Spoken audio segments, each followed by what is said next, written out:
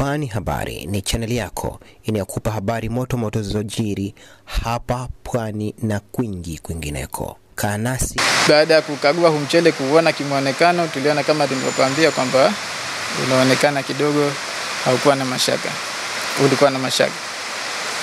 Kwa hiyo hatukutoa uamuzi pale, tuliamua kuchukua sampuli, lakini na pale kwa vile ilikuwa tuna wasiwasi nao, tumetilia mashaka, tukasema tuhamishe kuja kuhifadhi huku ili mpaka tutakapopata majibu yale kuhakikisha kwamba uko salama au hauko salama, ndio tuendelee na hatua nyingine. Kwa hiyo ndio tukauleta hapa tukauhifadhi, na majibu yaliyotoka kutoka kwa mkurugenzi mpaka sasa maelekezo yaliyokuja ni kwamba mchele haufai. Kwa hiyo tuendelee na taratibu nyingine za uteketezaji. Kwa hiyo sasa tuko katika hatua ya kuandaa budget hiyo, tumeshaandaa roughly ili apewe mwenyewe mhusika afanye malipo kwa ajili ya kufanya uangamizaji wa mchele.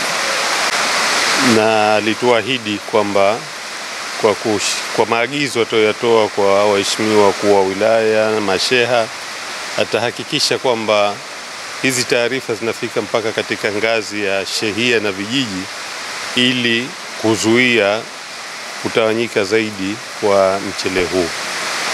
Hilo ametuahidi na tayari ziko hatua ambazo zilishachukuliwa kabla. Kwa hivyo hili la leo la mkutano baina ya afisi yetu ya Tume ya Ushindani Halali wa Biashara na ya Mheshimiwa Mkuu wa Mkoa ilikuwa kuongeza nguvu za pamoja katika hili ambalo wataalamu wetu wametueleza.